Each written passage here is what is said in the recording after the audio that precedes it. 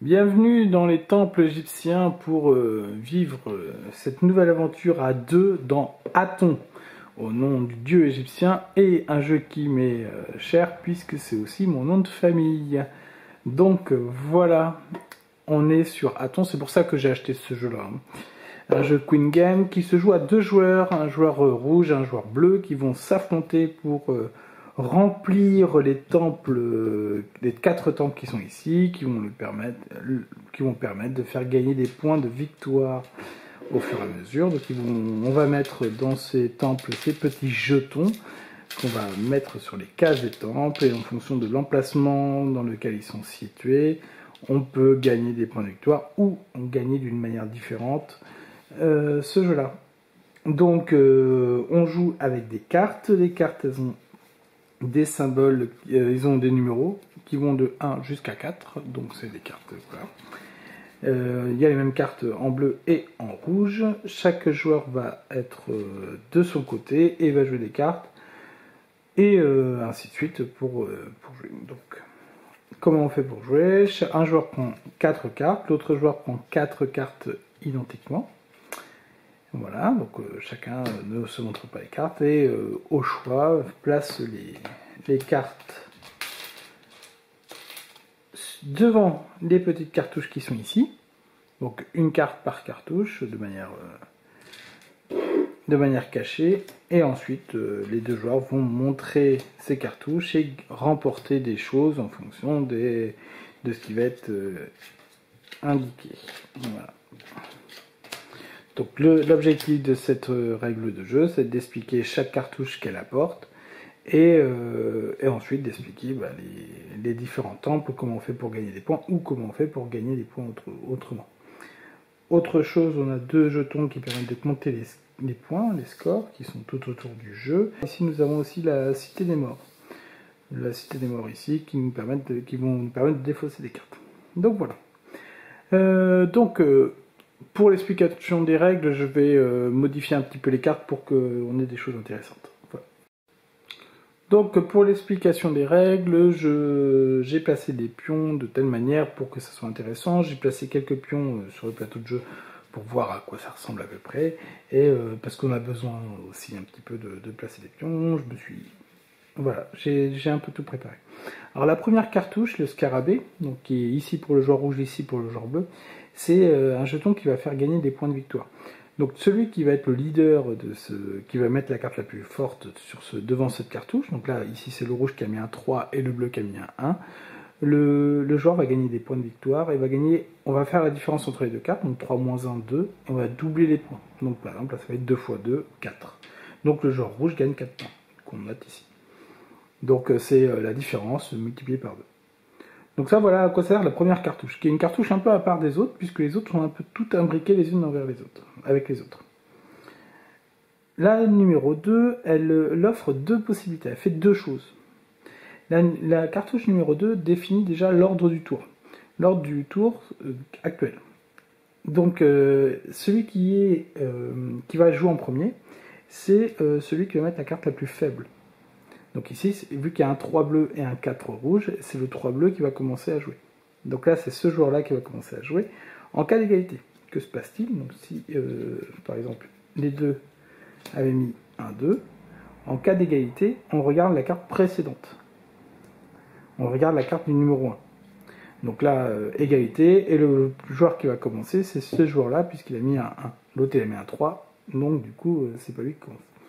Si jamais j'avais mis un 1 aussi ici, donc 2 égalité, 1 égalité. Dans ce cas-là, les deux joueurs prennent une carte de leur pioche et la montrent et regardent qui a la plus faible, et c'est celui qui a la plus faible qui commence. Ces cartes-là sont défaussées. Ensuite.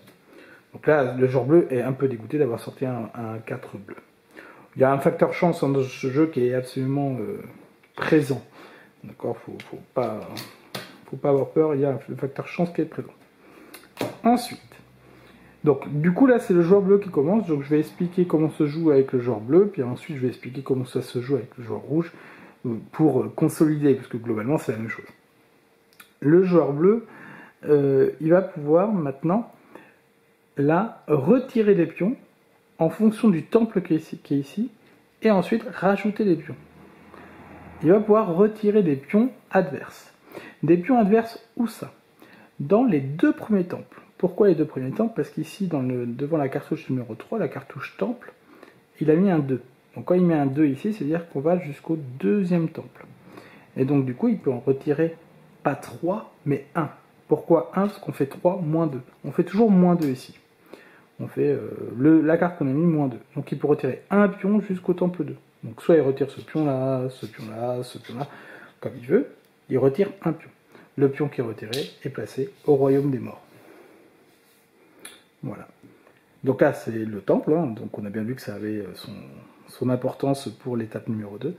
Et l'étape numéro 4, c'est placer 4 jetons dans un temple jusqu'au numéro 2. Donc là, il a le droit de placer 4 jetons. Donc il prend 4 de ces jetons et il les place où il veut.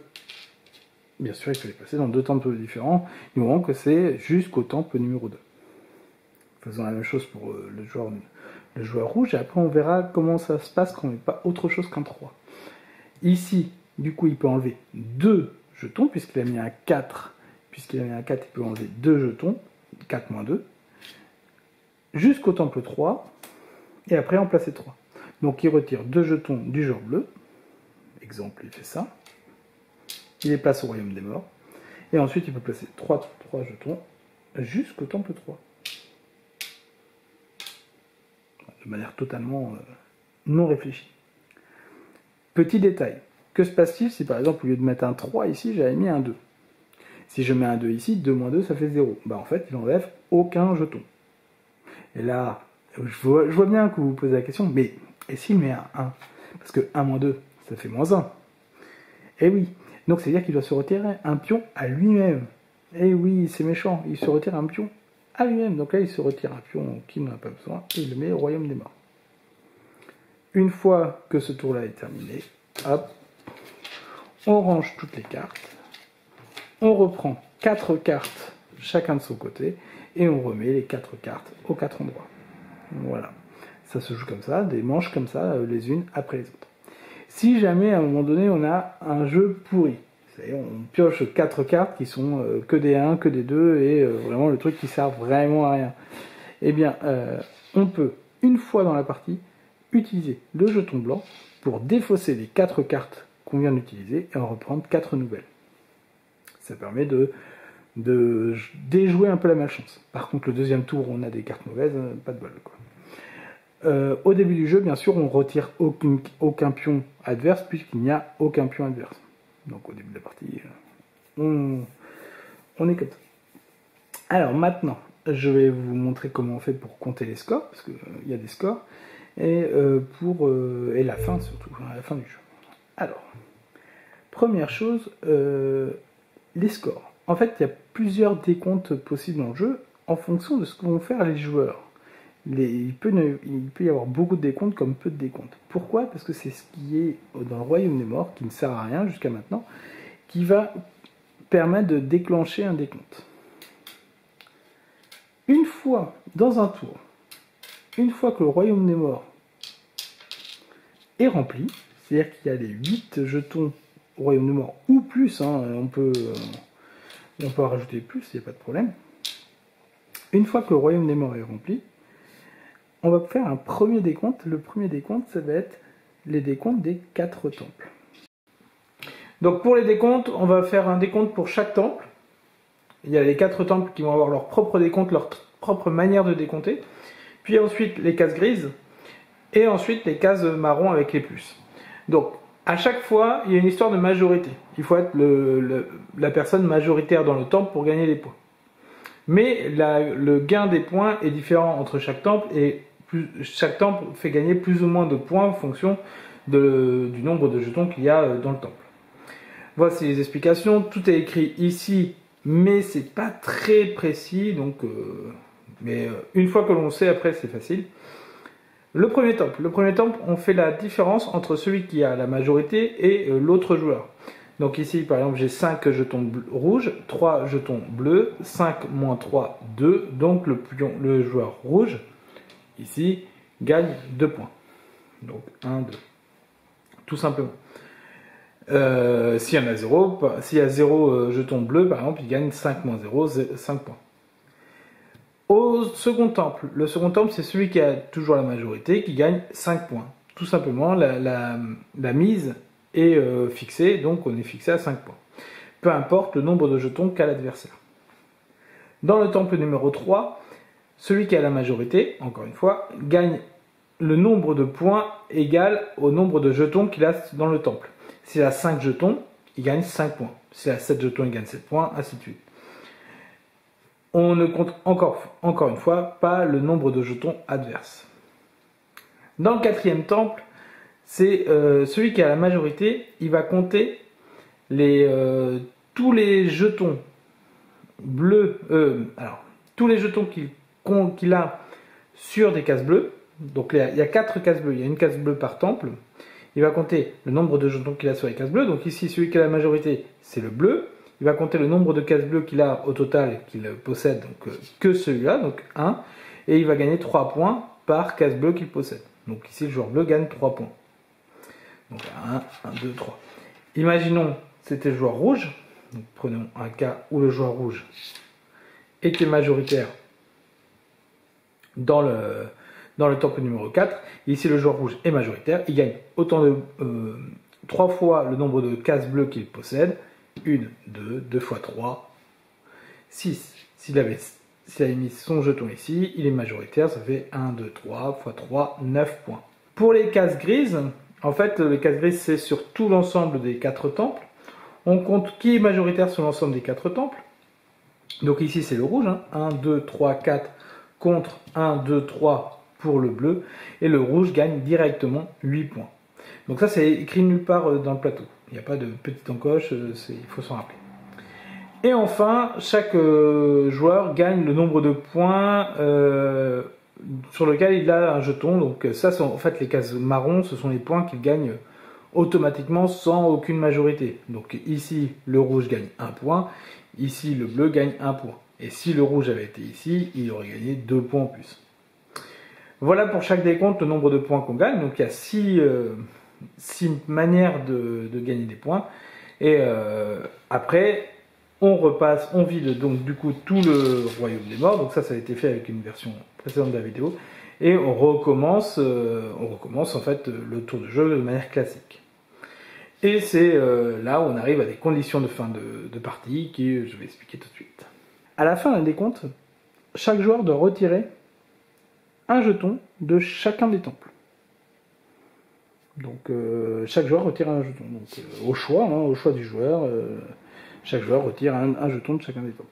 Si jamais par exemple là on avait le bleu qui n'était pas du tout présent dans le temple 3, et bien du coup il doit retirer un jeton du temple plus supérieur où il est. Donc déjà il doit retirer ce pion là, mais là vu qu'il n'a rien au temple 3, il doit retirer aussi un jeton du temple 4.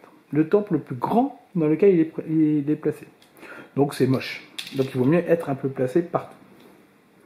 Donc à la fin d'un tour, il y a ça qui est oublié. Donc moi dans la première lecture de règles, j'avais complètement oublié. Donc on a joué très longtemps sans cette règle. Et enfin, comment on fait pour gagner la partie à la fin de la partie? Donc il y a 4 manières de gagner différentes. Bon, il y en a une qui est vraiment très fréquente, c'est le premier qui atteint 40 points. Alors on atteint 40 points, mais bien sûr on termine le décompte en cours. Donc le premier qui dépasse n'est pas forcément celui qui gagne.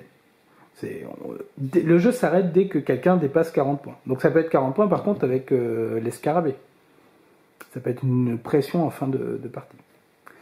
Donc voilà, ça c'est la première, la version classique on va dire, la version de base classique. Il y a 3 autres manières de gagner qui sont des manières un peu plus rares, un peu plus difficiles à faire aussi. C'est s'il y a un joueur qui réussit à un tour de jeu à remplir toutes les cases jaunes, il gagne. Donc là, il y en a 14 des cases jaunes, c'est compliqué à avoir, mais le premier qui réussit à faire des cases jaunes, il gagne. Pareil pour les cases vertes qui sont en dessous. Et la dernière manière de gagner, c'est celui qui remplit un temple entièrement avec sa couleur. Bah, dans ce cas, il gagne la partie. S'il remplit les 12 cases du temple, il gagne la partie. Donc les 3 dernières manières sont des manières qui sont un peu... En fait, qui développent une sorte de contrainte pour le joueur adverse, plutôt qu'une volonté de gagner. Enfin, c'est très dur à faire. C'est le gain maximum. on gagne la partie généralement en remportant 40 points. Par contre, ça peut effectuer une sorte de blocage sur l'adversaire, parce que du coup, si on a un temple quasiment rempli, l'autre adversaire il va être obligé de jouer sur ce temple. Donc ça va un peu modifier sa manière de penser.